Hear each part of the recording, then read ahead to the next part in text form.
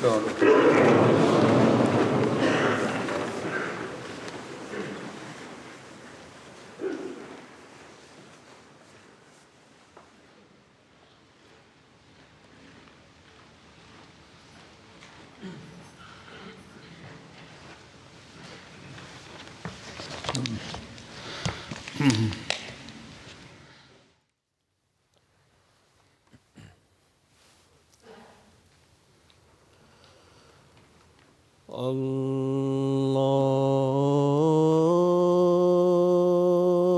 اللہ اکبر اللہ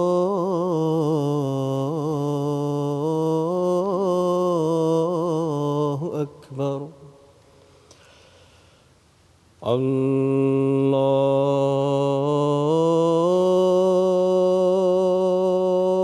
اکبر اللہ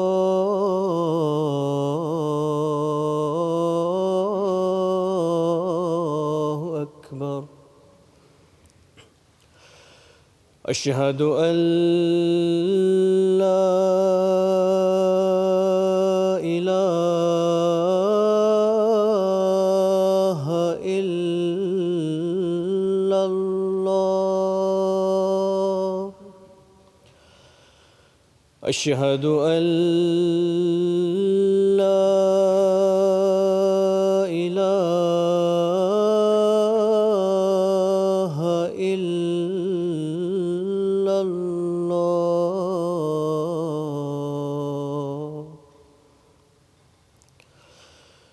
اشہد ان محمدًا رسول اللہ.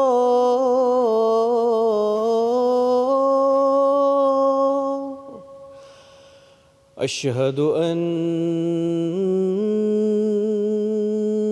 محمدًا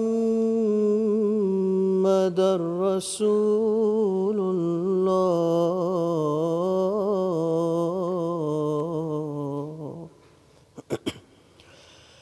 حی علی الصلاة.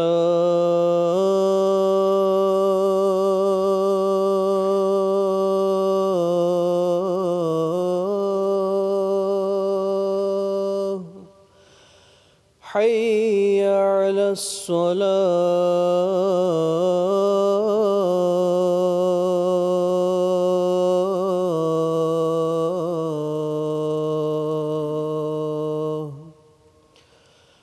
حی علی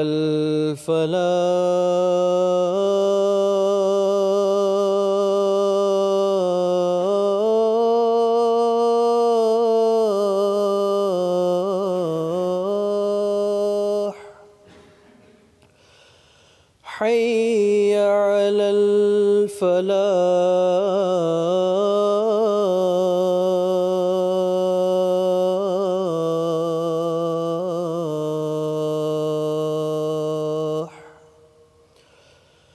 اللہ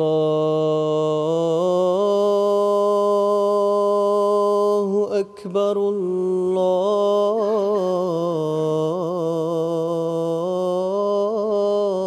اللہ اکبر. لا الہ الا اللہ.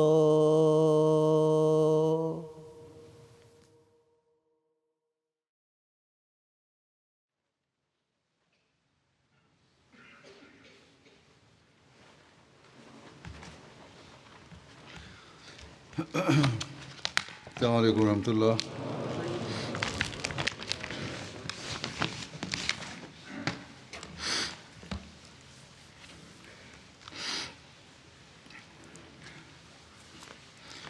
أشهد أن لا إله إلا الله وحده لا شريك له وأشهد أن محمدًا عبده ورسوله. أما بعد فأعوذ بالله من الشيطان الرجيم. بسم الله الرحمن الرحيم الحمد لله رب العالمين الرحمن الرحيم مالك يوم الدين إياك نعبد وإياك نستعين اهدنا الصراط المستقيم صراط الذين أنعمت عليهم غير المغضوب عليهم ولا الضالين.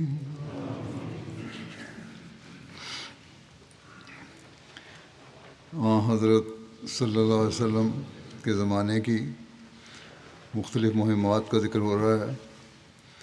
اس ضمن میں ایک سریہ حضرت غالب بن عبداللہ لیثی بطرف فدق کا ذکر بھی ملتا ہے. حضرت بشیر بن سعد شعبان 7 ہجری میں 30 افراد کے ساتھ فدق میں بنو مرہ کی طرف گئے. بنو مرہ نے حضرت بشیر بن سعد کے تمام ساتھیوں کو شہید کر دیا. اس کا پہلے ذکر ہو چکا ہے.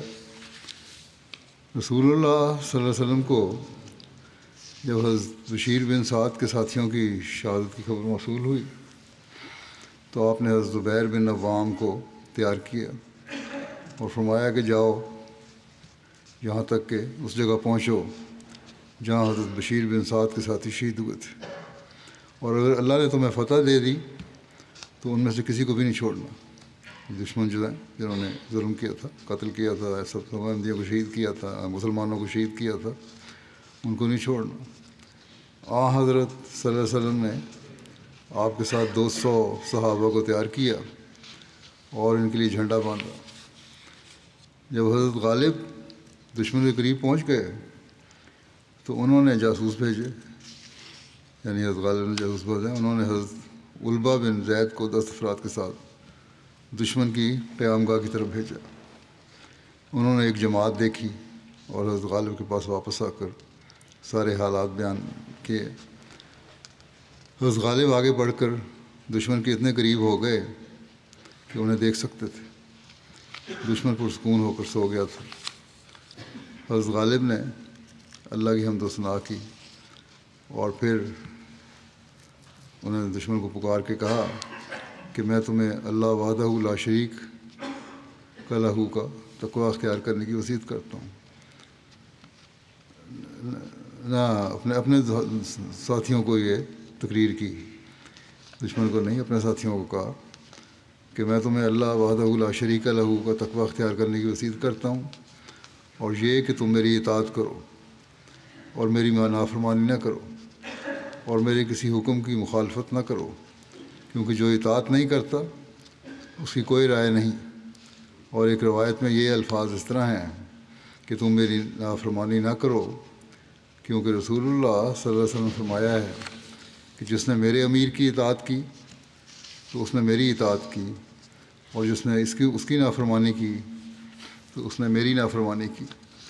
بس اگر تم میری نافرمانی کرو گے تو تم اپنے نبی کی نافرمانی کرو گے. پھر انہوں نے ان کے درمیان مواخات قائم کی اور کہا کہ اے فلاں تم فلاں شخص کے ساتھ ہو، اور اے فلاں تم فلاں شخص کے ساتھ ہو. تم میں سے کوئی اپنے بھائی سے الگ نہ ہو، اور ایسا نہ ہو کہ تم میں سے کوئی میرے پاس آئے اور میں اسے پوچھوں کہ تمہارا ساتھی کہاں ہے تو تم کہو کہ میں نہیں جانتا.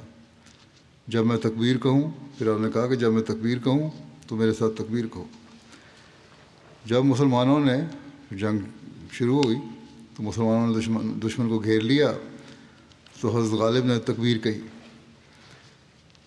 دیگر صحابہ کرام نے بھی تکبیر کہی اور تلواریں سونت لیں. دشمن بھی نکل آیا تیار ہو کے جنگ کے لیے. کچھ دیر جنگ ہوتی رہی اور مسلمانوں نے جیسے چاہا انہیں قتل کیا. اس دن مسلمانوں کا شعار امت تھا. مسلمان کئی اونٹ اور بکریاں مال غنیمت کے طور پر ہانک کر لائے. ہر شخص کے حصے میں 10 اونٹ یا 1 اونٹ کے بدلے میں 10 بکریاں آئیں۔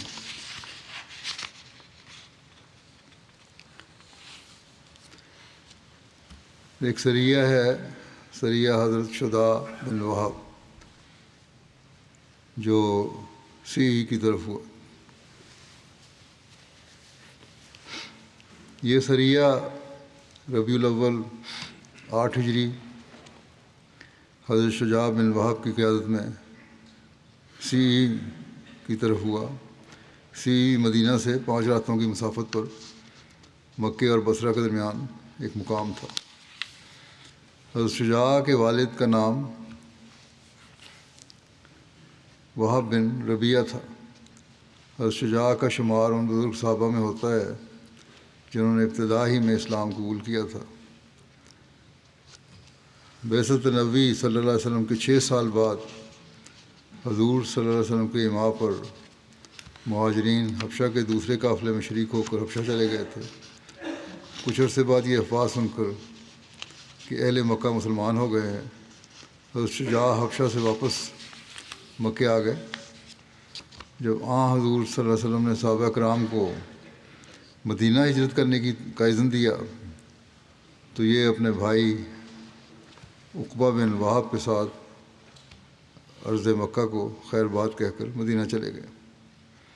حضرت شجاع بدر، احد، خندق سمیت تمام غزوات میں حضور صلی اللہ علیہ وسلم کے ساتھ شامل رہے اور 40 برس سے کچھ زائد عمر پا کر جنگ یمامہ میں شہادت پائی۔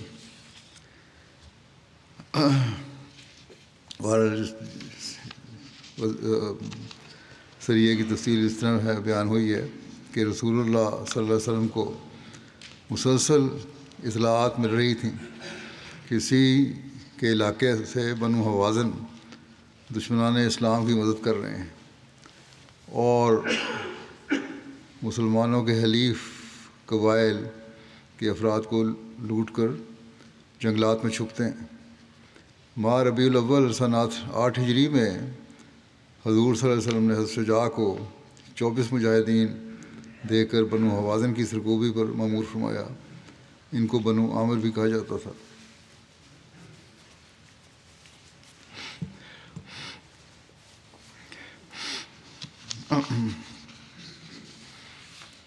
حضرت شجاع مجاہدین کے ساتھ رات کو سفر کرتے اور دن کو چھپے رہتے، یہاں تک کہ اچانک صبح کے وقت بنو عامر کے سر پر جا پہنچے اور ان پر حملہ کر دیا۔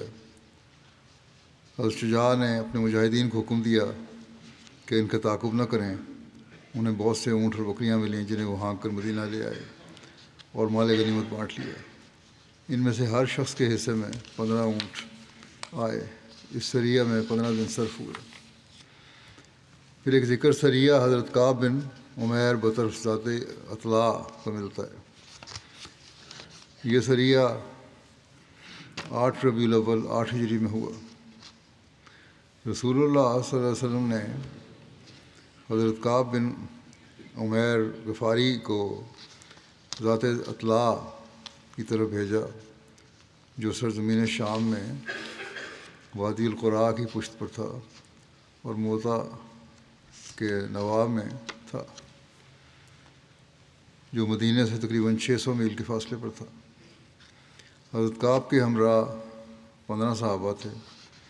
رسول اللہ صلی اللہ علیہ وسلم کو اطلاع ملی تھی کہ بنو قضاع نے وادی القرا سے آگے ذات اطلاع میں مسلمانوں پر حملہ آور ہونے کے لیے بڑی جمعیت ترتیب دینے کی تیاری شروع کر رکھی ہے۔ ذات اطلاع پہنچ کر حضرت کعب کو دشمن کا بہت بڑا لشکر ملا۔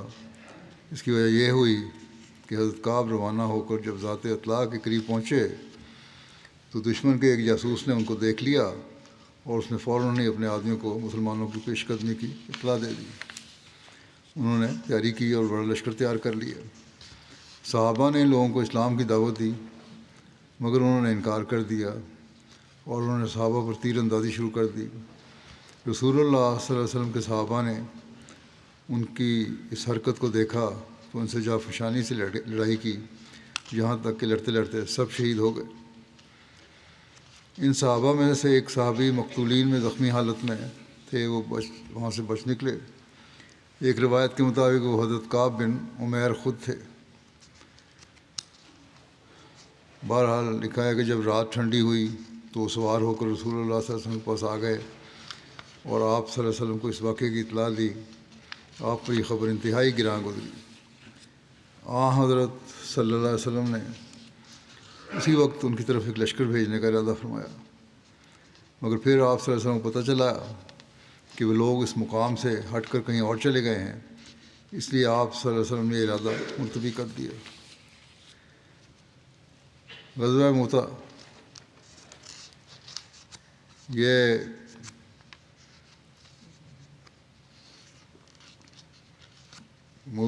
جمادی الاولیٰ 8 ہجری یا ستمبر 629 عیسوی میں ہوا۔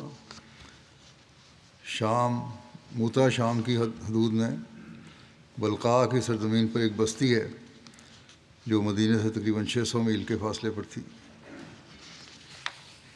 اسے غزوہ جیش العمراء بھی کہا جاتا ہے، کیونکہ حضرت صلی اللہ علیہ وسلم نے اس لشکر کے روانہ ہونے سے قبل اس کے ایک سے زائد امیر مقرر کر دیے تھے۔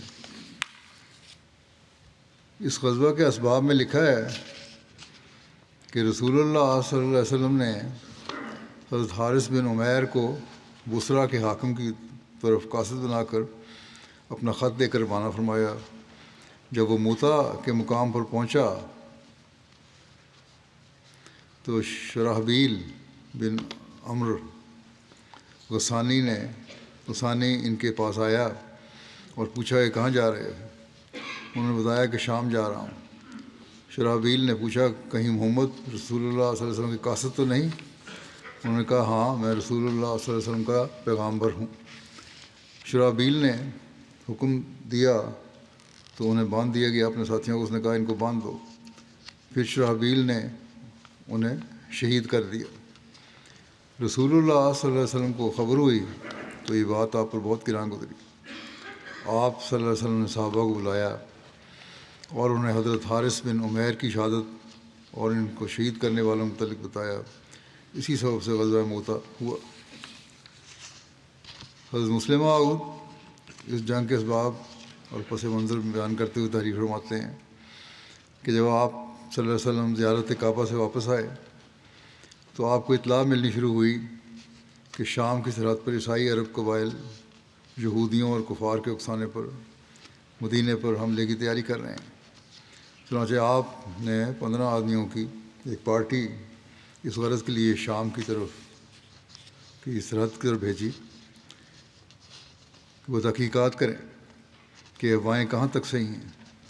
جب یہ لوگ شامی سرحد پر پہنچے تو وہاں دیکھا کہ ایک لشکر جمع ہو رہا ہے۔ بجائے اس کے کئی لوگ واپس آ کر رسول کریم صلی اللہ علیہ وسلم کو خبر دیتے، تبلیغ کا جوش جو اس زمانے میں مومن کی سچی علامت ہوا کرتا تھا ان پر غالب آ گیا، اور دلیری سے آگے بڑھ کر انہوں نے ان لوگوں کو اسلام کی دعوت دینی شروع کر دی۔ جو لوگ دشمنوں کے اکسائے ہوئے محمد رسول اللہ صلی اللہ علیہ وسلم کے وطن پر حملہ کر کے اسے فتح کرنا چاہتے تھے، وہ ان لوگوں کی توحید کی تعلیم سے بھلا کہاں متاثر ہو سکتے تھے؟ ان کو تو تبلیغ کا کوئی اثر نہیں ہونا تھا۔ جو ہی ان لوگوں نے ان کو اسلام کی تعلیم سنانی شروع کی، چاروں طرف سے سپاہیوں نے کمانیں سنبھال لیں دشمنوں نے اور ان پر تیر برسانے شروع کر دیے۔ جب مسلمانوں نے دیکھا کہ ہماری تبلیغ کا جواب بجائے دلائل اور براہین پیش کرنے کے یہ لوگ تیر پھینک رہے ہیں تو وہ بھاگے نہیں، اور اس سینکڑوں ہزاروں کے مجمع سے انہوں نے اپنی جانیں نہیں بچائیں، بلکہ سچے مسلمان کے طور پر وہ 15 آدمی ان سینکڑوں ہزاروں آدمیوں کے مقابلے پر ڈٹ گئے اور سارے کے سارے وہیں مر کر ڈھیر ہو گئے۔ آج یہ نام نہاد مسلمان احمدیوں کے ساتھ یہی سلوک کر رہے ہیں۔ رسول اللہ صلی اللہ علیہ وسلم نے چاہا کہ ایک اور لشکر بھیج کر ان لوگوں کو سزا دیں جنہوں نے ایسا ظالمانہ فعل کیا تھا۔ اتنے میں آپ کو اطلاع ملی کہ وہ لشکر جو وہاں جمع ہو رہا تھا پراگندہ ہو گیا ہے، اور آپ نے کچھ مدت کے لیے ادھر ادھر ہو گیا ہے، کچھ مدت کے لیے اس ارادے کو ملتوی کر دیا۔ رسول اللہ صلی اللہ علیہ وسلم نے اسی دوران میں غسان قبیلے کے رئیس کو، جو رومی حکومت کی طرف سے بصرہ کا حاکم تھا، یا خود کیسر روما کو ایک خط لکھا۔ غالباً اس خط میں مذکورہ والا واقعے کی شکایت ہوگی کہ بعض شامی قبائل اسلامی علاقے پر حملہ کرنے کی تیاریاں کر رہے ہیں، اور یہ کہ انہوں نے بلا وجہ 15 مسلمانوں کو قتل کر دیا۔ یہ خط الحارث نامی ایک صحابی کے ہاتھ بھجوایا گیا۔ وہ شام کی طرف جاتے ہوئے موتا نامی ایک مقام پر ٹھہرے، جہاں غسان قبیلے کا ایک رئیس سرجیل، اپنے سرجیل لکھا ہے، جو کیسر کے مقرر کردہ حکام میں سے تھا، انہیں ملا۔ میرا خیال ہے سابق کتابت اصل نام شرابیل ہے۔ اس نے ان سے پوچھا کہ تم کہاں جا رہے ہو؟ شاید تم رسول اللہ صلی اللہ علیہ وسلم کے پیغامبر ہو۔ انہوں نے کہا کہ ہاں۔ اس پر اس نے ان کو گرفتار کر لیا اور رسیوں سے باندھ کر مار کر انہیں مار دیا۔ وہ تاریخ میں اس کی تشریح نہیں آئی، لیکن یہ واقعہ بتاتا ہے کہ جس لشکر نے پہلے 15 صحابیوں کو مارا تھا، یہ شخص اس کے لیڈروں میں سے ہوگا، یہ شرابیل جو ہے۔ چنانچہ اس کا یہ سوال کرنا کہ شاید تم محمد رسول اللہ صلی اللہ علیہ وسلم کے پیغامبروں میں سے ہو، بتاتا ہے کہ اس کو خوف تھا کہ محمد رسول اللہ صلی اللہ علیہ وسلم کیسر کے پاس شکایت کریں گے کہ تمہارے علاقے کے لوگ ہمارے علاقے کے لوگوں پر حملہ کرتے ہیں، اور وہ ڈرتا ہوگا کہ شاید بادشاہ اس کی وجہ سے ہم سے باز پرس نہ کرے۔ بس اس نے اپنی خیر اسی میں سمجھی کہ پیغامبر کو مار دے تاکہ نہ پیغام پہنچے اور نہ کوئی تحقیقات ہوں، مگر اللہ تعالیٰ نے اس کے ان بد ارادوں کو پورا نہ ہونے دیا، اور رسول اللہ صلی اللہ علیہ وسلم کو حارث کے مارے جانے کی خبر کسی نہ کسی طرح پہنچ گئی، اور آپ نے اس پہلے واقعے اور اس واقعے کی سزا دینے کے لیے 3000 کا لشکر تیار کر کے زید بن حارثہ، جو آپ کے آزاد کردہ غلام تھے، ان کی ماتحتی میں شام کی طرف بھیجے۔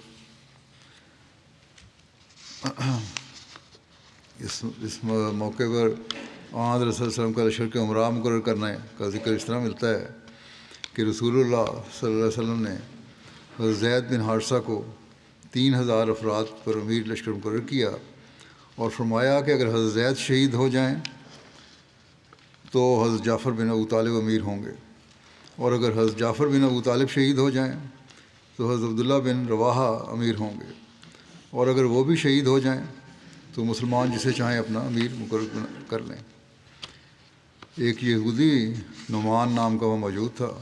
اس نے کہا، اے ابو القاسم، یہودی لوگ حضرت صلی اللہ علیہ وسلم کو اس نام سے پکارتے تھے صلی اللہ علیہ وسلم، اگر آپ نبی ہیں تو آپ نے جن کا نام لیا ہے، خواہ وہ تھوڑے ہیں یا زیادہ، وہ سب شہید ہو جائیں گے۔ انبیاء بنی اسرائیل پھر یہ کہنے لگا کہ انبیاء بنی اسرائیل جب کسی شخص کو قوم کا امیر مقرر کرتے اور پھر کہتے کہ اگر فلاں مارا گیا تو فلاں امیر ہوگا، اگر 100 آدمیوں کا بھی نام لیتے تو سب کے سب مارے جاتے۔ پھر اسی یہودی نے حضرت زید سے کہا، زید وصیت کر لو، اگر محمد سچے نبی ہیں صلی اللہ علیہ وسلم تو پھر تم واپس لوٹ کر نہیں آ سکو گے۔ حضرت زید نے جواب میں کہا کہ میں گواہی دیتا ہوں کہ آپ سچے اور پاک باز رسول ہیں۔ جب یہ علیہ وسلم عمرہ مقرر کر رہے تھے، اس وقت یہ واقعہ ہے کہ حضرت جعفر نے عرض کیا، یا رسول اللہ صلی اللہ علیہ وسلم، میرے والدین آپ پر قربان، مجھے گمان نہ تھا کہ آپ مجھ پر حضرت زید کو امیر بنائیں گے۔ آپ نے فرمایا کہ میرا تو اعلیٰ خاندان ہے، مجھے نہیں مقرر کیا۔ آپ نے فرمایا، تم جاؤ، تم نہیں جانتے کہ بہتر کیا ہے۔ حضرت صلی اللہ علیہ وسلم نے ایک سفید جھنڈا حضرت زید کو دیا اور انہیں نصیحت کی کہ حضرت حارث بن عمیر کی شہادت کی جگہ پہنچ کر لوگوں کو اسلام کی دعوت دیں، اگر وہ قبول کر لیں تو ٹھیک ہے، ورنہ ان کے خلاف اللہ تعالیٰ سے مدد مانگ کر ان سے جنگ کریں۔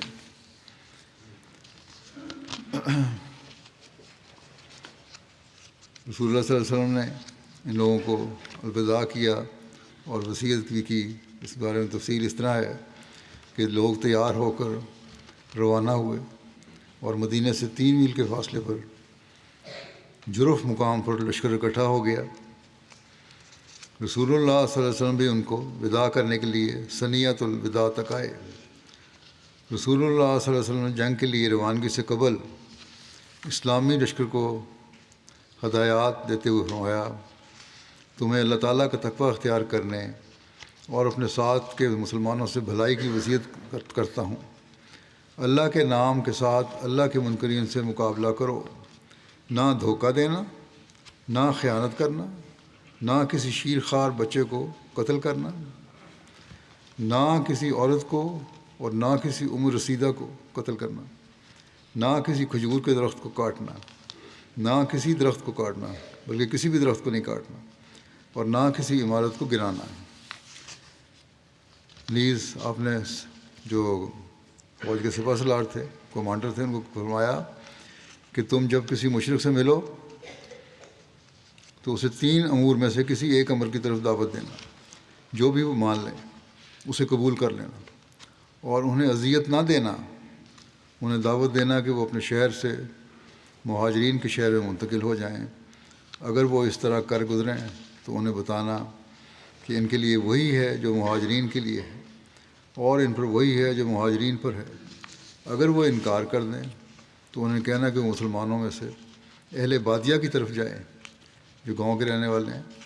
ان کے لیے اللہ کا وہی حکم ہوگا جو باقی مسلمانوں کے لیے ہوگا، لیکن انہیں مال غنیمت اور مال فیہ میں سے کچھ نہیں ملے گا یہاں تک کہ وہ مسلمانوں کے ہمراہ جہاد کریں۔ اگر وہ اس کا بھی انکار کر دیں تو ان سے جزیہ کا مطالبہ کرنا۔ اگر وہ مان جائیں تو ان سے قبول کر لینا اور انہیں اذیت دینے سے رک جانا۔ اگر وہ اس کا بھی انکار کر دیں تو اللہ تعالیٰ سے ان کے خلاف مدد مانگنا اور ان کے خلاف جہاد کرنا۔ اگر تم کسی قلعہ یا شہر کا محاصرہ کر لو اور تم سے اللہ اور اس کے رسول کا ذمہ مقرر کرنے کا ارادہ کریں تو ان کے لیے اللہ اور اس کے رسول کا ذمہ مقرر نہ کرنا، یعنی کہ ان کا واسطہ دے کے معاہدے نہ کرنا، بلکہ اپنا اور اپنے آبا کا ذمہ مقرر کرنا۔ اگر تم اپنے عہد اور اپنے آبا کے عہد کو توڑو گے تو یہ اللہ اور اس کے رسول کے عہد کو توڑنے سے زیادہ نرمی والی بات ہوگی۔ حضرت مسلم موعود رضی اللہ عنہ نے اس کی تفسیر اس طرح بیان کی ہے کہ حضرت صلی اللہ علیہ وسلم نے حکم دیا کہ زید بن حارثہ فوج کے کمانڈر ہوں گے۔ اگر وہ مارے گئے تو جعفر بن ابی طالب کمانڈر ہوں گے۔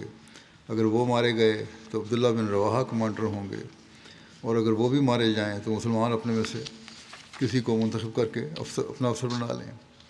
اس وقت ایک یہودی آپ کی مجلس میں بیٹھا ہوا تھا۔ اس نے کہا، اے ابو القاسم، اگر آپ سچے ہیں تو یہ تینوں آدمی ضرور مارے جائیں گے، کیونکہ اللہ تعالیٰ اپنے نبیوں کے منہ سے نکلی ہوئی باتوں کو پورا کر دیتا ہے۔ پھر وہ زید کی طرف مخاطب ہوا اور کہا، میں تم سے سچ سچ کہتا ہوں کہ اگر محمد رسول اللہ صلی اللہ علیہ وسلم خدا کے سچے نبی ہیں تو تم کبھی زندہ واپس نہیں آؤ گے۔ زید نے جواب میں کہا کہ میں واپس آؤں یا نہ آؤں، مگر محمد رسول اللہ صلی اللہ علیہ وسلم خدا کے سچے نبی ہیں۔ دوسرے دن صبح کے وقت یہ لشکر روانہ ہوا اور رسول کریم صلی اللہ علیہ وسلم اور صحابہ اس کو چھوڑنے کے لیے گئے۔ رسول اللہ صلی اللہ علیہ وسلم کی زندگی میں آپ کی افسری کے بغیر اتنا بڑا لشکر کسی مسلمان جرنیل کے ماتحت کسی عام کام کے لیے نہیں گیا تھا۔ رسول کریم صلی اللہ علیہ وسلم اس لشکر کے ساتھ چلتے جاتے تھے اور انہیں نصیحت کرتے جاتے تھے۔ آخر مدینہ کے باہر اس مقام پر جا کر جہاں سے آپ مدینہ میں داخل ہوئے تھے اور جس جگہ پر عام طور پر مدینہ والے اپنے مسافروں کو رخصت کیا کرتے تھے، آپ کھڑے ہو گئے اور کہا، میں تم کو اللہ کے تقوی کی نصیحت کرتا ہوں۔ وہاں کھڑے ہو کے اپنے لشکر والوں کو نصیحت کی کہ میں تمہیں اللہ کے تقوی کی نصیحت کرتا ہوں، اور تمہارے ساتھ جتنے مسلمان ہیں ان سے نیک سلوک کرنے کی۔ تم اللہ کا نام لے کر جنگ پر جاؤ، اور تمہارے اور خدا کے دشمن میں جو شام میں ہیں ان سے جا کر لڑائی کرو۔ تمہارے اور خدا کے دشمن جو شام میں ہیں ان سے جا کر لڑائی کرو۔ جب تم شام میں پہنچو گے تو وہاں تمہیں ایسے لوگ ملیں گے جو عبادت گاہوں میں بیٹھ کر خدا کا نام لیتے ہیں، تو ان سے کسی قسم کا تعرض نہ کرنا، ان سے کوئی چھیڑ چھاڑ نہ کرنا، اور نہ انہیں تکلیف پہنچانا، اور نہ دشمن کے ملک میں کسی عورت کو مارنا، اور نہ کسی بچے کو مارنا، اور نہ کسی اندھے کو مارنا، اور نہ کسی بوڑھے کو مارنا، نہ کوئی درخت کاٹنا، نہ عمارت گرانا۔ یہ نصیحت کر کے رسول اللہ صلی اللہ علیہ وسلم وہاں سے واپس لوٹے اور اسلامی لشکر شام کی طرف روانہ ہوا۔ ایک اور جگہ اس کی تفصیل میں آپ نے اسی طرح فرمایا ہے ساری بیان کرنے کے بعد کہ اللہ تعالیٰ کی حکمت ہے کہ یہ واقعہ بالکل اسی طرح پورا ہوا، یعنی جو شہداء عمراء کے بارے میں شہید ہونے کا آپ نے فرمایا تھا، پہلے حضرت زید شہید ہوئے، اس کے بعد حضرت جعفر نے لشکر کی کمان سنبھال لی، وہ بھی شہید ہو گئے، اور ان کے بعد حضرت عبداللہ بن رواحہ نے لشکر کی کمان سنبھالی، وہ بھی مارے گئے، اور قریب تھا کہ لشکر میں انتشار پیدا ہو جاتا کہ حضرت خالد بن ولید نے بعض مسلمانوں کے کہنے سے جھنڈے کو اپنے ہاتھ میں پکڑ لیا۔ اللہ تعالیٰ نے ان کے ذریعے مسلمانوں کو فتح دی اور وہ خیریت سے لشکر کو واپس لے آئے۔ یہ ذکر ابھی مزید چل رہا ہے، انشاءاللہ آج نہ چلے گا، اس وقت میں بعض ایک شہید اور بعض مرحومین کا ذکر کرنا چاہتا ہوں اور ان کا جنازہ پڑھاؤں گا انشاءاللہ۔ جو شہید کا ہے وہ ہے گزشتہ ہفتے جو کراچی میں شہید ہوئے تھے، لئیق احمد چیمہ صاحب، جو چودھری نذیر احمد چیمہ کے بیٹے تھے۔ ان کو 18 اپریل کو شہید کیا گیا تھا۔ انا للہ و انا الیہ راجعون۔ ہجوم نے ان پر حملہ کیا اور نہایت ظالمانہ طریقے سے شہید کیا۔ مرحوم کی عمر 47 سال تھی۔ تفصیلات کے مطابق وقوع کے روز یہ اطلاع ملی کہ مخالفین جلوس کی شکل میں احمدیہ ہال کے باہر جمع ہو کر ہنگامہ آرائی کر رہے ہیں، جس پر حالات کا جائزہ لینے کے لیے جمعے کا دن تھا، یہ مکرم لئیق احمد چیمہ صاحب کو بھجوایا گیا۔ شہید مرحوم موقع پر پہنچے، مخالفین نے لئیق چیمہ صاحب کو پہچان لیا اور ان پر حملہ کر دیا اور گھسیٹتے ہوئے کچھ فاصلے پر چوک میں لے گئے۔ وہاں جا کر اینٹوں اور پتھروں سے مار مار کر انہیں ظالمانہ طور طریق سے شہید کر دیا۔ نزا کے عالم میں وہاں موجود ایک دکاندار نے انہیں پانی پلانے کی کوشش کی تو اسے بھی جبراً پانی پلانے سے روک دیا۔ وقوع کے نصف گھنٹے سے زائد تاخیر کے بعد پولیس موقع پہ پہنچی، اس کے بعد میت کو ہسپتال پہنچایا گیا جہاں ان کی وفات کی تصدیق کر دی گئی۔ شہید مرحوم کے خاندان میں احمدیت کا نفوذ ان کے پردادا مکرم چودھری حاکم علی صاحب آف چشتیاں ضلع بہاول نگر کے ذریعے سے ہوا تھا، جنہوں نے خلافت اولیٰ کے دور میں بیعت کر کے احمدیت میں شمولیت کی سعادت پائی تھی۔ شہید مرحوم کی تعلیم تو زیادہ نہیں تھی، لیکن اپنا ایک ورکشاپ انہوں نے کھولا ہوا تھا اور گاڑیوں کی اور موٹر سائیکلوں کی مرمت کا کام کرتے تھے، اور یہ ورکشاپ کا کاروبار ان کا بہت وسیع ہو گیا تھا۔ ان کی نیک نامی اور اچھی شہرت کی وجہ سے مختلف سرکاری ادارے بھی اپنی گاڑیاں ان سے ہی ٹھیک کروایا کرتے تھے۔ ان کے سماجی تعلقات بھی بڑے وسیع تھے، اس وجہ سے اللہ کے فضل سے شہید موسی تھے۔ جماعتی امور کی انجام دہی اور خدمت کے لیے ہمیشہ تیار رہتے، تہجد اور پنجگانہ نمازوں کے پابند تھے، بچوں کو باقاعدگی سے باجماعت نماز کے لیے اپنے ساتھ لے کر جاتے، ورکشاپ میں کام کرنے والے احمدی ورکرز اور گھر میں فیملی ممبران کی نمازوں کی ادائیگی کا جائزہ لیتے، کام میں مصروفیت کے باوجود کام چھوڑ کر نماز کی ادائیگی کو فوقیت دیتے۔ یہ نہیں کہ کاروبار میں لگے ہوئے ہیں، نہیں، عام طور پہ اس قسم کے کاروباری لوگ اور اس طرح مصروف نمازوں پہ توجہ نہیں لیتے، لیکن انہوں نے کبھی نماز قضا نہیں کی۔ نہایت ملنسار اور محبت کرنے والے تھے، ہر ایک سے اپنائیت کا تعلق رکھتا تھا، خلافت سے ایک خاص تعلق تھا۔ ایم ٹی اے کے پروگرامز بالخصوص خطبہ جو ہے ایم ٹی اے پہ آتا تھا میرا، وہ ضرور سنتے تھے۔ جماعتی مقدمات کی پیروی اور ڈیوٹی کے لیے ہر وقت تیار رہتے تھے۔ شہادت کے واقعے سے 2 روز پہلے بھی عدالت میں مخالفین کی طرف سے انتہائی جارحانہ رویہ اپناتے ہوئے انہیں دھمکیاں دی گئی تھیں. ان کو دھمکیاں پہلے مل رہی تھیں. قرآن کریم سے والہانہ عشق تھا ان کا، اور پہلے ان کو اس طرح اچھی طرح پڑھنا نہیں آتا تھا، لیکن بڑی عمر میں بھی انہوں نے قرآن کریم سیکھا اور پھر مستقل اس کی تلاوت بھی کیا کرتے تھے اور ریکارڈنگ بھی سنا کرتے تھے. اپنی ورک شاپ میں قرآن کریم کی ریکارڈنگ لگائے رکھتے تھے. واقعہ شہادت سے قبل ایک دوست نے آپ سے اپنی بیماری کے پیش نظر خون کا انتظام کرنے کی درخواست کی، جس پر شہید مرحوم نے جواباً کہا کہ نماز جمعہ کے بعد میں جا کے اپنا خون دے دیتا ہوں تمہیں. مگر خدا کو کچھ اور ہی منظور تھا اور اللہ تعالیٰ نے ان کو شہادت کا رتبہ دیا. ان کی اہلیہ ان کی بیویاں تھیں. ان کی اہلیہ اول مریم لیک کہتی ہیں کہ میری ضروریات کا خیال رکھتے، بچوں کی آسن رنگ میں تربیت کرتے اور نماز کی ادائیگی کی طرف بہت توجہ دلاتے. دوسری اہلیہ یہ کہتی ہیں دونوں کو اس طرح انہوں نے رکھا تھا کہ دونوں بہنوں کی طرح رہتی تھیں، کہ دنیاوی تعلیم کم تھی مگر جنرل نالج بہت زیادہ تھا. ان کی گفتگو کا موضوع اکثر انبیاء کرام ہوتے تھے. مختلف امور میں میری بھی تربیت کرتے رہے. یہ دوسری اہلیہ جو ہے فرا علیہ وہ کہتی ہیں میری بھی تربیت کرتے تھے. میرے والدین نے میری وہ تربیت نہیں کی جو میرے خاوند نے شادی کے بعد عرصہ 2 سال میں میری تربیت کی ہے.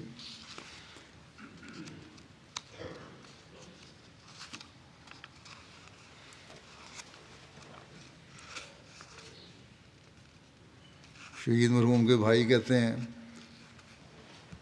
کہ بھائی موصوف نے بتایا، ان کے بھائی نے کہا کہ بھائی بار بار شہادت ملنے کا تذکرہ کرتے تھے اور کہتے تھے یہ نعمت نصیب والوں کو ملتی ہے. اکثر کہا کرتے تھے کہ اگر میری قربانی کا وقت آیا تو سینے پر گولی کھاؤں گا. مزید کہتے ہیں کہ جیسے بھی حالات مخالفانہ حالات ہوں، وہ ہمیشہ یہ کہا کرتے تھے اپنے بھائیوں کو بھی کہ مسجد میں جا کر نماز ادا کرنی چاہیے، کیونکہ یہی وقت حوصلہ دکھانے کا ہے. ان کے بیٹے حزقیل احمد بیچارہ 12 سال کا ہے ابھی، کہتا ہے کہ مجھے باپ نے نصیحت کی تھی گھبرانا نہیں ہے، اس لیے میں اپنے والد کی شہادت پر بالکل نہیں گھبرایا اور بڑے جرأت اور ہمت کا اس نے مظاہرہ کیا، بڑے صبر کا مظاہرہ کیا. اور کہتا ہے کہ میں بھی اپنے باپ کی طرح اسی طرح بہادر ہوں اور سینے پر گولی کھانے کو تیار ہوں. انہیں پسماندگان میں 2 بیگمات کے علاوہ 7 بچے اور ایک ہمشیرہ ہیں، بھائی ہیں، ایک چھوڑے ہیں. بڑی بیٹی کی عمر 17 سال ہے جبکہ چھوٹی بچی کی عمر 1.5 سال ہے. اور جنہوں نے خواب کی بنا پر اپنی اہلیہ کو بتایا تھا کہ میں نے خواب دیکھی ہے ایک اور بچہ ہونے کی، تو دوسری اہلیہ کہتی ہیں جب میں نے ٹیسٹ کرایا تو مجھے بھی اللہ تعالیٰ اولاد کی نعمت سے نواز رہا ہے. مربی حلقہ سوسائٹی توصیف صاحب کہتے ہیں مرحوم 5 وقت نماز باجماعت سینٹر میں ادا کرتے تھے. تہجد ادا کرنے والے، نفلی عبادات کی بجا آوری کرنے والے، خلافت کے مطیع و فرمانبردار، غریب پرور، حقوق اللہ اور حقوق العباد کی ادائیگی میں حد الوسع کوشش کرنے والے، راہ چلتے ضرورت مندوں کو بھی اگر ضرورت ہوتی تو فوراً مدد کرتے، کسی کی گاڑی خراب دیکھتے تو راستے میں روک کے ان کی مدد کرتے، حاجت مندوں کی خاموشی سے مدد کرتے، نیکیوں پر مداومت اختیار کرنے والے، ہر لحاظ سے بے لوث خدمت کرنے والے تھے. خدا تعالیٰ کی ذات پر کامل یقین رکھنے والے تھے. اپنے ہر کام اور کامیابی کو خدا تعالیٰ کے فضل کا نتیجہ قرار دیتے تھے. حالات کی تنگی اور مخالفت کے باوجود ہمیشہ نمازیں بروقت باجماعت سینٹر میں ادا کرتے تھے. نرم مزاج انسان تھے. کسی سے نے غصے میں انہیں کچھ کہہ دیا ہوتا تو خاموش رہتے، کبھی پلٹ کے جواب نہیں دیتے تھے بلکہ مسکرا کر اس مجلس سے چلے جاتے تھے.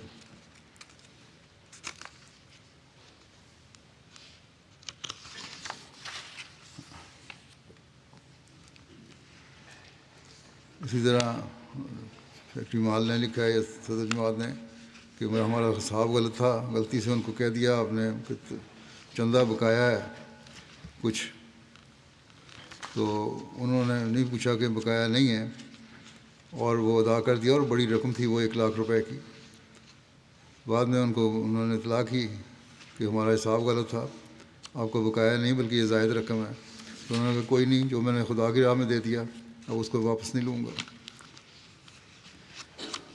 انہوں نے اہل و عیال کے ساتھ بیرون ملک منتقل ہونا تھا، تیاری پوری تھی۔ وہ کہتے ہیں روایت کرنے والے کہ ایک روز پہلے انہوں نے مجھے کہا کہ ہم بیرون ملک منتقل ہونے والے ہیں جہاں مذہبی آزادی ہے، میری خواہش ہے کہ بچوں کو اذان اور تکبیر بلند آواز اور اچھی طرز پر سکھا دوں تاکہ جب وہاں جا کر گھر میں باجماعت نماز ادا کریں تو اہتمام کے ساتھ اذان دیں اور پھر نمازیں ادا کریں۔ اللہ تعالیٰ شہید کے درجات بلند فرمائے اور ان کے اہل و عیال کو بھی اپنی حفاظت میں رکھے، دشمن کی پکڑ کے جلد سامان پیدا فرمائے۔ آج بھی ایک اطلاع ہے، قصور میں ایک گاؤں میں قصبے میں ایک احمدی کو، نوجوان کو شہید کیا گیا ہے، تفصیلات ابھی نہیں آئیں۔ اللہ تعالیٰ ان ظالموں کی جلد پکڑ کے سامان فرمائے۔ ان کے لیے تو اب یہی ہے، اللہ ممزقہم کل ممزق وسائقہم تسیقا۔ دوسرا ذکر ہے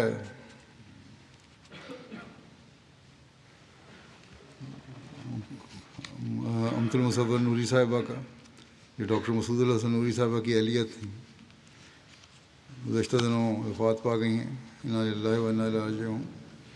حضرت مرزا شریف احمد صاحب کی پوتی، حضرت نواب امت الحفیظ بیگم صاحبہ کی نواسی، اور مرزا داؤد احمد صاحب کی بیٹی تھیں، اللہ تعالیٰ کے فضل سے موسیہ تھیں۔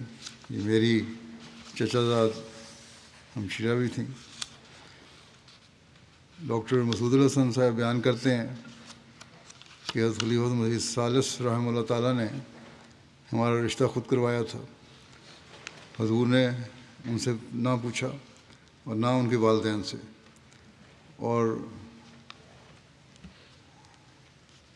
میرے والد صاحب سے میرے بارے میں پوچھا کہ اس کی شادی کر دوں۔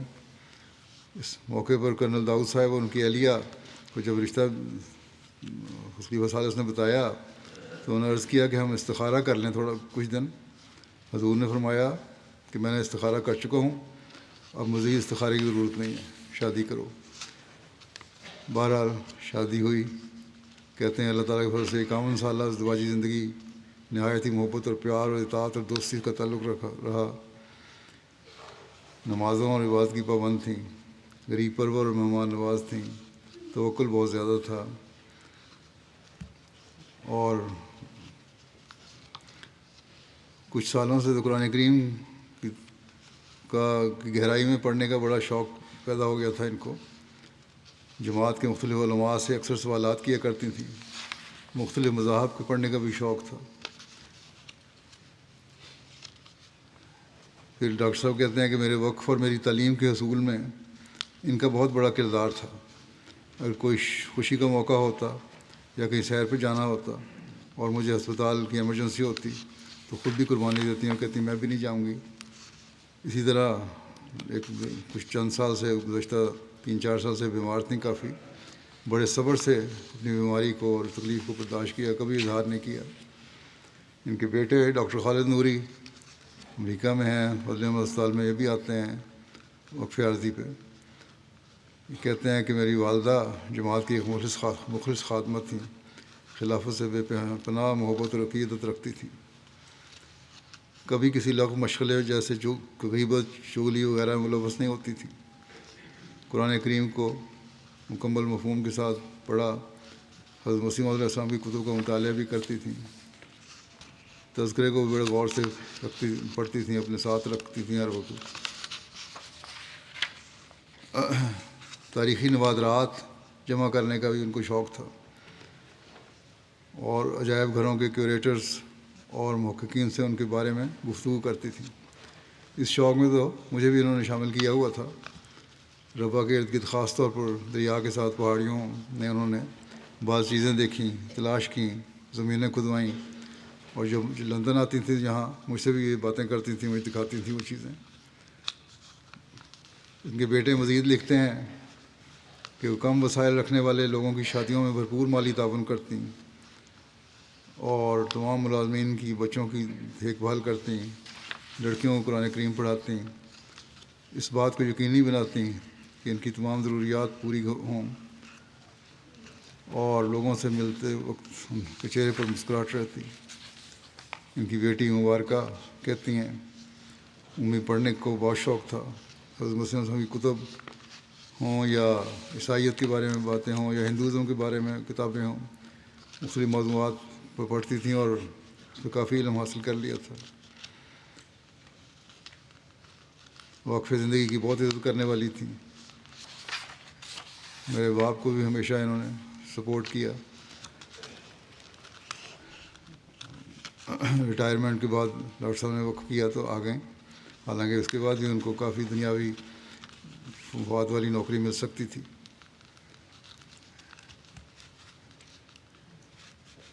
کہتے ہیں کہ میرے والد کے غیر عمدی رشتہ دار بھی آئے افسوس کرنے، تو وہ کہتے تھے کہ خاندان کو جوڑنے والی تھیں اور سب سے تعلق رکھتی تھیں. پھر کہتے ہیں مجھے بھی نصیحت کی کہ اپنی گھر کی باتیں کہیں باہر نہیں کرنی، اور خلیفہ وقت کو لکھو جو بات تم نے لکھنی ہے، اور جو وہ نصیحت کریں تو پھر اس پہ عمل ضرور کرنا ہے. اور کہا کرتے ہیں لڑائیوں جھگڑوں میں وقت ضائع نہ کیا کرو. ڈرائیور ہیں طاہر ہاٹ کے، وہ کہتے ہیں جلال احمد خان کہ بہت نیک، بااخلاق، ہمدرد اور غریب پرور تھیں. ہمیشہ سفر کے دوران ہمارا خیال بھی رکھتے ہیں، اور سفر کے دوران قرآن کریم کی CD لگوا لیتے ہیں ترجمہ قرآن کی، اور وہ اسی کو سارا راستہ سنتی ہیں. کہتے ہیں میرے بچوں کا، بیوی بچوں کا بہت خیال رکھا. پھر کہتے ہیں کہ بڑے شہروں میں جب ہم جاتے تھے تو دکاندار جو خاص طور پہ پنڈی اسلام آباد کے دکاندار ان کو جانتے تھے، ان کو آنا جانا تھا، تو وہ پوچھا کرتے تھے بڑے دیر عرصے بعد آئی ہیں. جو شروع میں پوچھا انہوں نے تو انہوں نے بتایا کہ اب ہم وہاں شفٹ ہو گئے ہیں جہاں جماعت کا اسپتال ہے، اور میرے خامد وہاں کام کرتے ہیں. بغیر کسی خوف کے کہتے ہیں بتا دیا. ہم پریشان ہوتے تھے. اللہ تعالیٰ ان سے مغفرت اور رحم کا سلوک فرمائے. اگلا ذکر ہے مکرم حسن سنوبو ابو بکر صاحب، لوکل مبلغ تھے مکینہ فاسو میں. گزشتہ دنوں 63 سال کی عمر میں وفات پا گئے. انا للہ و انا الیہ راجعون. رمضان المبارک میں روزانہ جولہ زبان میں درس قرآن مجید دیتے تھے، اور یہ درس ریڈیو اسلامک احمدیہ پر نشر ہوتا تھا. وفات سے ایک روز قبل 22 مارچ کو بھی انہوں نے درس دیا. ابتدائی تعلیم وہ جلاسوں میں حاصل کی. آئیوری کوسٹ کا ایک شہر، بورکینا فاسو کا ایک شہر ہے، اور پھر اعلیٰ تعلیم کے لیے موریتانیہ چلے گئے. یہاں پڑھنے کے بعد اعلیٰ تعلیم کے بعد جامعہ الازہر مصر میں چلے گئے. عربی زبان میں اعلیٰ تعلیم اور بول چال کی خوب مہارت حاصل کر کے واپس آئے. عربی زبان پر عبور حاصل کر لیا تھا اور عمدہ زبان بولتے تھے. الازہر سے واپس آ کر آئیوری کوسٹ میں قیام پذیر ہوئے اور یہاں ایک مدرسہ قائم کیا جس میں سینکڑوں طلباء تھے. اور اپنی شعلہ بیانی، ابھی احمدی نہیں ہوئے تھے، یہ شعلہ بیانی اور عمدہ انداز بیان کی وجہ سے آئیوری کوسٹ میں مشہور ہو گئے. جب احمدی مبلغین نے اس علاقے میں تبلیغ کی تو مخالفین نے احمدیوں سے مقابلہ کرنے کے لیے ابو بکر صاحب کو پیش کیا. ان کو اپنی زبان دانی پر بڑا ناز تھا. خود کہتے ہیں کہ میں بحث شروع ہوئی، ایک مقابلہ تھا. اس دن میں بڑا سا جبہ پہن کے بڑا اتراتا ہوا آیا کہ آج میں احمدیوں کو شکست دے کر بڑا مشہور ہو جاؤں گا اور بڑا مقام حاصل کر لوں گا. لیکن اللہ تعالیٰ نے ان کی فطرت میں نیکی رکھی تھی. ان کو بہت جلد احساس ہو گیا کہ صداقت احمدیوں کے ساتھ ہے اور دلائل ان کے پاس ہیں. انہیں القول الصریح دی گئی، جس کا مطالعہ کرنے کے بعد آبی جان میں جماعت کے مبلغ عبد الرحمٰن کناتے صاحب سے ان کا مباحثہ ہوا تھا. اللہ تعالیٰ نے ان کی رہنمائی فرمائی اور جلد ہی انہوں نے جرأت کے ساتھ احمدیت قبول کر لی۔ ان کی بیعت کا واقعہ 1986 کا ہے۔ اس وقت نوجوان ہی تھے، 25 سال عمر تھی ان کی۔ بیعت کے بعد اپنے مدرسہ اور اپنی جاہ و حشمت کو ترک کر دیا۔ اس زمانے میں آئیوری کوسٹ میں فرینچ احمدی طلباء کے لیے ایک شارٹ کورس ہوا کرتا تھا۔ انہوں نے اس میں داخلہ لیا اور زندگی وقف کر دی۔ بہت جلد جماعت کے بہترین اول بن گئے۔ اپنی مادری زبان جولا میں تقریر کا بہت ملکہ تھا۔ بلند آواز کے مالک اور شعلہ بیان مقرر تھے۔ بہت جلد سامعین کو مسحور کر لیتے تھے۔ ادریس شاہ صاحب کی تقرری 1990 میں برکینا فاسو میں ہوئی۔ انہوں نے ابو بکر سانوگو صاحب کو بھی برکینا فاسو لانے کی منظوری لے لی آئیوری کوسٹ سے۔ یہاں تبلیغ کے جہاد میں انہوں نے حصہ لیا اور بہت جلد جولا بولنے والے علاقوں میں کامیابیاں ملنی شروع ہوئیں اور یہاں تبلیغ کے ذریعے سے بہت ساری نئی جماعتیں قائم ہوئیں۔ 1999 میں برکینا فاسو کا علاقہ ڈوری، جہاں ہماری شہادتیں بھی ہوئی تھیں، وہاں ان کو بھجوایا گیا۔ اس علاقے میں عربی بول چال میں عام ہے۔ یہاں کے علماء عربی دانی کو دکھا کر لوگوں کو متاثر کرنے کی کوشش کر رہے تھے۔ یہاں انہوں نے بڑے بڑے علماء سے مناظرے کیے اور انہیں شکست دی۔ دور دراز دیہات میں تبلیغ کی، یہاں تک کہ غیر احمدی علماء آپ کے سامنے آنے سے کتراتے اور مناظرہ کرنے سے گھبرانے لگے۔ آپ علاقے بھر میں بڑے شیخ اور عالم کے طور پر مشہور ہو گئے۔ بہت کثرت سے اس علاقے میں جماعتیں قائم ہوئیں۔ اسی طرح 1991 میں آپ کا رابطہ وہاں ابراہیم بدیگہ صاحب شہید مہدی آباد اور ان کے ساتھیوں سے ہوا، جنہوں نے جلد بیعتیں کر لیں اور بعد ازاں 2023 میں مقام شہادت پا کر احمدیت کے چمکتے ستارے بن گئے۔ 2002 میں بوبو جلاسوں میں عالم احمدیت کے پہلے ریڈیو کا قیام ہوا تو ابو بکر صاحب ریڈیو پر اول نمبر کے مقرر تھے۔ آپ بہت پرجوش داعی اللہ تھے۔ آپ کی تبلیغ سے لاکھوں لوگوں تک احمدیت کا پیغام پہنچا اور ہزاروں لوگوں کو احمدیت قبول کرنے کی توفیق ملی۔ کئی سال نیشنل مجلس عاملہ میں خدمت کی توفیق عطا ہوئی۔ اب وفات کے وقت بھی آپ سیکرٹری نشتہ ناتا تھے۔ 2012 میں ان کی تقرری مالی کے شہر سکاسو میں ہوئی، جہاں آپ کو غیر معمولی خدمات کی توفیق ملی۔ 2019 میں جب بوبو جلاسوں میں چند نوجوانوں نے نظام جماعت کے خلاف شرارت کی تو پھر میں نے ان کو واپس بوبو جلاسوں بھیج دیا، وہاں تقرر کیا، جہاں ان کو صدر جماعت میں مقرر کیا گیا۔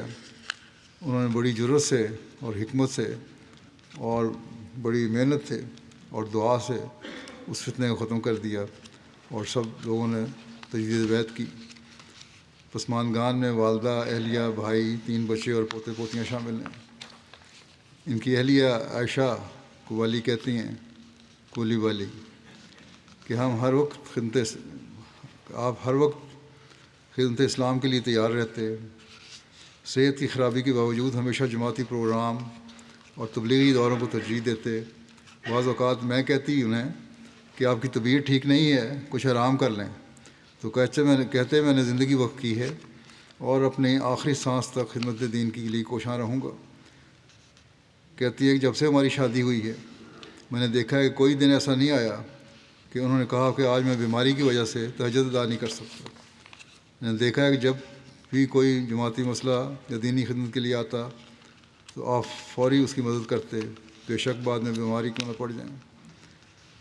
ملنے والوں، عزیز و اقارب، ہمسایوں سے بہت حسن سلوک کرتے، ہر فرد سے محبت سے ملتے، ایک مثالی شخصیت کے مالک تھے، قرآن کریم سے بہت محبت کرنے والے اور رسول اللہ صلی اللہ علیہ وسلم کے عاشق تھے۔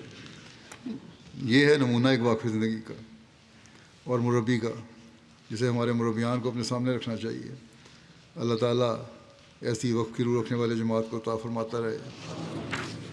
ادریس شاہ صاحب سابق امیر جماعت برکینا فاسو لکھتے ہیں کہ بہت محنت سے تبلیغ کا کام کیا انہوں نے اور خوب کیا، ہنستا چہرہ، علمی لحاظ سے ٹھوس دلائل اور ہر وقت خدمت کا اعلیٰ معیار قائم کرنے کی کوشش میں رہتے۔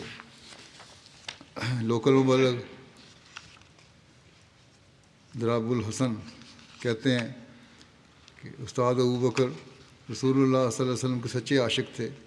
ایک دن سورہ احزاب کی آیت 38 کی تفسیر بیان کرتے ہوئے آپ صلی اللہ علیہ وسلم کی حضرت زینب سے شادی والے معاملے پر غیر احمدی مولویوں کے بے سروپا بیانات کا ذکر کرتے ہوئے آپ کی آنکھوں میں باقاعدہ آنسو آ گئے کہ کس طرح ان لوگوں نے اپنی ناسمجھی اور بےہودہ قسم کے بیانات سرور کائنات صلی اللہ علیہ وسلم کی طرف منسوخ کیے ہیں۔ اب یہ لوگ بھی باتیں کرتے ہیں تو یہ کوئی توہین رسالت نہیں، لیکن احمدی عزت بھی کرے تو وہ توہین رسالت ہے، نام بھی لے تو توہین رسالت ہے۔ پھر کہتے ہیں یہ کہ دوروں کے دوران بھی تہجد کی بہت پابندی کرتے، خلافت سے وفا کا بہت طلب رکھتے۔ اگر کوئی نظام جماعت کے خلاف بات کرتا تو ہمیشہ ننگی تلوار کی طرح نظام جماعت کے دفاع میں سامنے آ جاتے، کبھی کسی سے بغض اور کینہ نہیں رکھتے تھے۔ اللہ تعالیٰ ان کے درجات بلند فرمائے، ان کی اولاد کو بھی ان کی نیکیوں کی جاری رکھنے کی توفیق عطا فرمائے، ان کی دعاؤں کو وارث بنائے۔